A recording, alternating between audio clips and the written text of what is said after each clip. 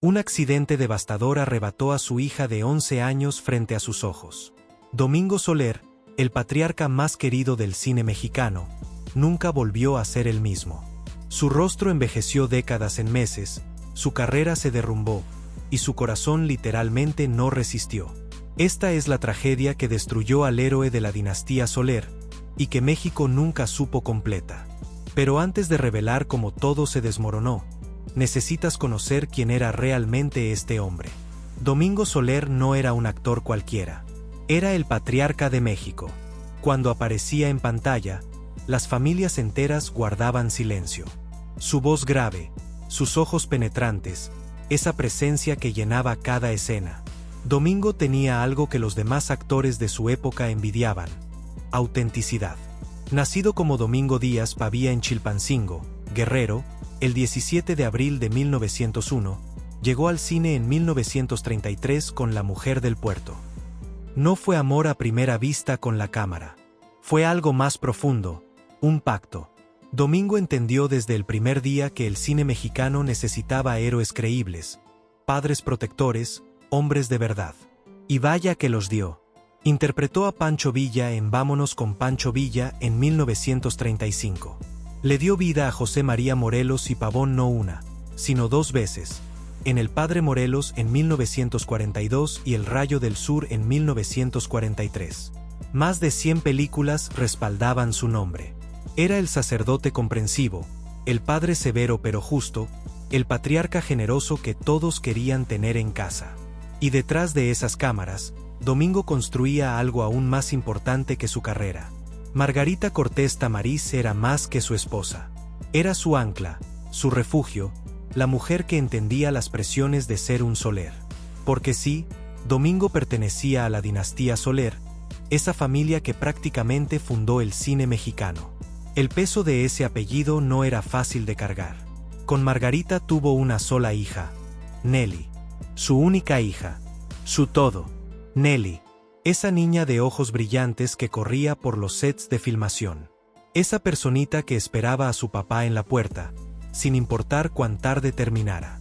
Esa hija que Domingo miraba dormir cada noche, preguntándose si merecía tanta bendición. En las entrevistas, Domingo hablaba poco de su familia. Era un hombre privado, de esos que separan el trabajo de la vida personal. Pero quienes lo conocían sabían la verdad. Todo lo que hacía, cada película, cada personaje, cada sacrificio, era por ellos. Era un padre presente en una época donde los actores vivían más en los sets que en sus hogares. Llevaba a Nelly a la escuela cuando podía. Le leía cuentos. Le enseñaba a ser fuerte pero bondadosa. Los domingos eran sagrados en la casa de los Soler. Domingo rechazaba cualquier llamado de trabajo. Esos días eran para paseos familiares, para comidas largas donde todos contaban sus semanas, para construir lo único que realmente importaba: recuerdos. Nadie imaginaba que esa felicidad estaba a punto de convertirse en la peor pesadilla de su vida. Nelly tenía 11 años. 11 años de risas, de sueños, de futuro por delante. Un día como cualquier otro. Un automóvil. Una esquina. Un segundo de distracción. Y Nelly ya no estaba. Arrollada. Muerta en el instante. 11 años borrados en un parpadeo. No hay palabras en el español que describan lo que Domingo sintió ese día. Los reportes de la época son escasos, discretos, respetuosos del dolor. Pero quienes estuvieron cerca lo cuentan diferente. Domingo se rompió. No metafóricamente. Literalmente. Se dice que cuando llegó al lugar del accidente, se quedó paralizado. No gritó. No lloró. Solo se quedó ahí, mirando fijamente, como si su cerebro se negara a procesar lo que sus ojos veían. Margarita colapsó. Domingo también. Y su mundo, ese mundo que giraba alrededor de una niña de 11 años, simplemente dejó de existir. El funeral fue privado. Íntimo. Sin prensa. Sin cámaras. Solo una familia destrozada despidiendo a su ángel. Cuentan que Domingo no soltó la mano de Margarita en todo el servicio. Permanecieron de pie junto al féretro pequeño, demasiado pequeño, insoportablemente pequeño. Sus hermanos de la dinastía Soler llegaron uno por uno, abrazándolo en silencio. No había palabras. Nunca las hay. Y entonces comenzó la verdadera tragedia, porque lo que le pasó a Domingo después fue peor que la muerte misma. ¿Has visto alguna vez a alguien envejecer de la noche a la mañana? No es una metáfora. Es real. En cuestión de meses, Domingo Soler se convirtió en un anciano. Su rostro se llenó de arrugas profundas. Su cabello encanecía más cada semana. Su espalda se encorvó. La gente en los sets no lo reconocía. Muchos pensaban que era el hermano mayor de la dinastía Soler. Se equivocaban. Pero el dolor tiene esa capacidad. Te roba décadas en semanas. La depresión lo consumía. Hay quienes llaman a la depresión la bestia invisible. Para Domingo, era muy visible. Estaba en cada espejo, en cada fotografía familiar, en cada rincón de su casa donde Nelly ya no estaba. Comenzó a desaparecer. No del mundo, de las pantallas. Dejaba de presentarse a filmaciones. Rechazaba papeles. Cuando aceptaba trabajar, su actuación era mecánica, sin vida. El fuego se había apagado. Los directores notaban algo perturbador. Domingo ya no podía interpretar escenas de padres e hijas. Simplemente no podía. En más de una ocasión tuvo que abandonar el set en medio de una toma, incapaz de contener las lágrimas. Los productores comenzaron a escribir sus personajes sin hijas. Era más fácil que verlo sufrir. Se refugiaba en Acapulco. Tenía una casa allá, lejos del ruido, lejos de las miradas, lejos de todo. Se encerraba por semanas, a veces meses. Solo él y sus recuerdos. Solo él y su dolor. Los directores dejaron de llamarlo. No por falta de talento, sino por compasión. Sabían que Domingo ya no estaba ahí. Su cuerpo actuaba, pero su alma seguía enterrada junto a Nelly. Pero lo peor aún no había llegado, porque su cuerpo también estaba rindiéndose. 13 de junio de 1961. Acapulco. Su refugio. Su prisión voluntaria. Domingo estaba sentado en su silla favorita. Esa silla donde pasaba horas mirando el mar, donde fumaba en silencio, donde escribía cartas a Nelly que nunca enviaría.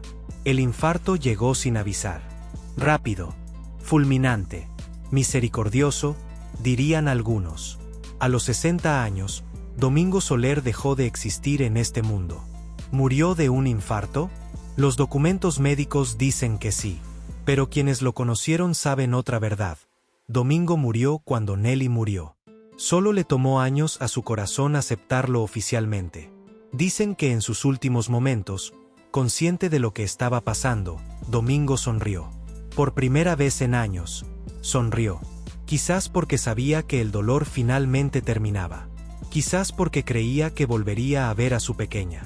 Su cuerpo fue trasladado a la Ciudad de México. El México que lo adoró en las pantallas ahora lloraba su partida. Pero era un llanto incompleto, porque la mayoría nunca supo el verdadero infierno que vivió sus últimos años.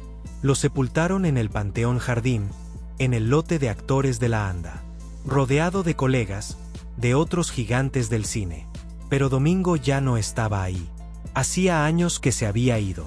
La historia oficial de Domingo Soler es la de un gran actor de la época de oro.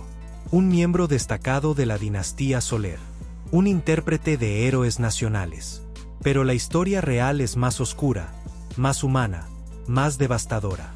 Es la historia de un padre que perdió a su hija y perdió también su razón de vivir. De un hombre que cargó una culpa invisible. ¿Pudo haber hecho algo diferente ese día? ¿Pudo haberla protegido? Preguntas sin respuesta que lo atormentaron hasta su último aliento. Es la historia de cómo la tragedia no discrimina. No importa cuánta fama tengas, cuánto dinero, cuánto talento. El dolor es democrático. Y el dolor puede matarte lentamente, día tras día, hasta que tu corazón simplemente se rinde. Margarita sobrevivió a Domingo por varios años. Nunca volvió a casarse. Nunca volvió a actuar. Se dice que visitaba la tumba de Nelly cada semana sin falta. Dos padres destruidos por la misma pérdida, cada uno procesando el duelo a su manera. Sin más hijos. Sin más familia. Solo el vacío que Nelly dejó. El matrimonio nunca se recuperó. No hubo peleas, no hubo gritos. Solo un silencio pesado entre dos personas que compartían el mismo infierno pero no podían salvarse mutuamente. México recuerda a Domingo Soler como el patriarca de la pantalla, como Pancho Villa, como Morelos, como el padre comprensivo de docenas de películas. Pero deberíamos recordarlo como lo que realmente fue. Un padre que amó demasiado, que perdió todo y que nunca se recuperó.